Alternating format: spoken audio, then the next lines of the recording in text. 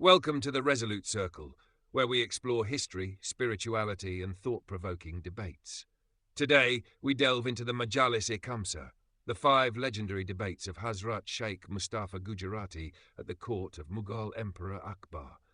These discussions, filled with wisdom and intellectual rigor, are as relevant today as they were centuries ago. Let's explore each session in detail, the critical questions posed, and the insightful answers that followed. The historical context. The debates of Majalis-e-Khamsa took place over 18 months during Hazrat Shaikh Mustafa Gujarati's imprisonment in Emperor Akbar's court in Agra, the heart of the Mughal Empire, in the late 16th century. These debates were meticulously documented by Shaikh Mustafa himself, creating a historical record of intellectual and spiritual engagement. Session 1, the beginning of the debates. Shaikh Mustafa, shackled, entered Emperor Akbar's court amidst the Ulema and courtiers. Akbar began, "We know you are a respected guide, sought after by emirs and even kings. What do you think of us, given your current state?" Shaikh Mustafa replied, "I belong to the religion of saintly hearts. My trials come from Allah alone, and I bear them with gratitude."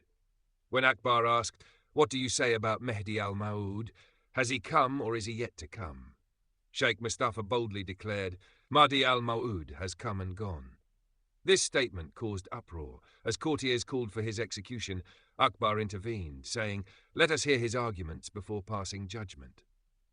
When asked why he believed Syed Muhammad Jaunpuri was Mehdi, Shaikh Mustafa explained, "The Quran and Hadith support his claim, and his life mirrors the qualities described in Islamic texts. Rejecting a saint's word leads to spiritual destruction, as stated by Khwaja Junaid Baghdadi and Imam al-Ghazali." A scholar challenged, "If Mehdi has come, why is there still injustice?" Shaikh Mustafa responded, "Even during the time of Prophet Shu'aib, injustice persisted. Guidance is delivered, its implementation lies with the followers." Session 2, Contradictions in Hadith. The Ulema challenged, "How do you reconcile your belief when hadiths contradict your claims?"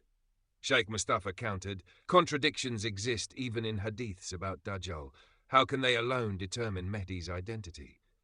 Akbar supported this. "I have read contradictory hadiths myself. This cannot be denied." The Ulema argued further, quoting hadith, "Those on earth and in heaven will befriend Mehdi. Why then is your Imam opposed?" Shaikh Mustafa cited Quranic principles. Even Prophet Shu'aib was rejected by many, yet Allah considered his work as setting the earth in order. Akbar probed, "From the hadiths you've established possibility, but why the urgency to proclaim it?" Shaikh Mustafa replied, "Truth is a trust that must be conveyed irrespective of opposition." The Ulema then said, "We accept all that you have said. But if you go in for Tawil, the Tawil should satisfy us." Shaikh Mustafa replied, "It is not necessary for me to satisfy you. A perfect man like Imam Abu Hanifa, despite his immense capabilities, could not satisfy Imam Shafi'i, and their differences persisted. How then can we expect unanimity? Allah says, Allah has decreed, it is I and my apostles who must prevail." Quran 58:21. Victory in faith does not always manifest outwardly, as seen with the prophets who were opposed and even martyred. True dominance lies in their spiritual legacy and the faith of their followers. Session 3, the majority versus minority argument. The Ulema claimed the Mehdavis are few, while the majority rejects them. Truth aligns with the majority. Shaikh Mustafa countered, "Truth often resides with the few. Prophet Joseph faced betrayal by his brothers despite their majority." He cited Quran. "Among them are some who have faith, and most are transgressors." Quran 3:1-10. Akbar observed, "Despite being alone, the Shaykh argues with dignity. This itself is a triumph of truth over falsehood." A scholar asked, "How do we identify the truthful few?" Shaikh Mustafa responded, "They embody piety, align with Quranic teachings, and emulate the Prophet's character."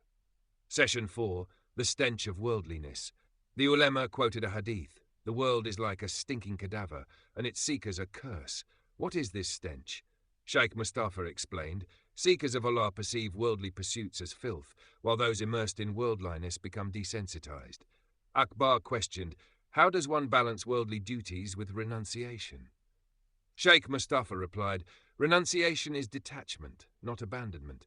Engage with the world without letting it consume your heart."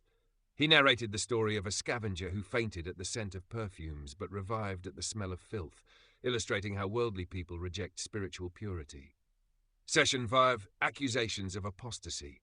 The Ulema accused, "Why do you call Muslims kafirs?" Shaikh Mustafa clarified, "I do not call anyone kafir. I only cite the Hadith. Whoever disbelieves Mehdi is a kafir." Tabkat al-Fuqaha.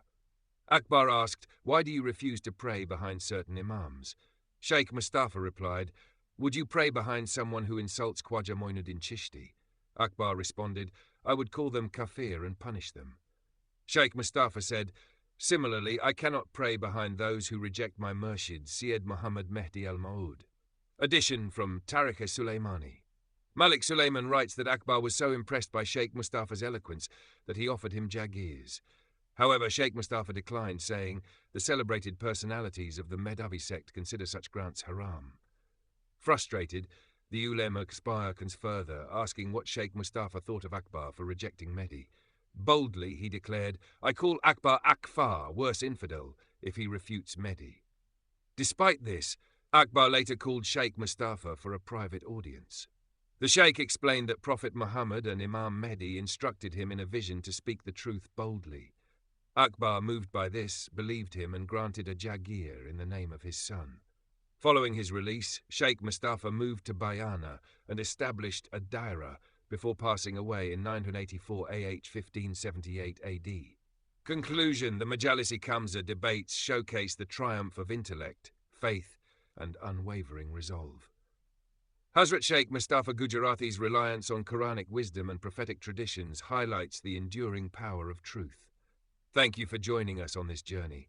If you found this insightful, like, share, and subscribe for more deep dives into history and spirituality. Remember the Quran's words, "Truth has arrived, and falsehood perished, for falsehood is bound to perish." Quran 17:81. Until next time, stay curious and stay inspired.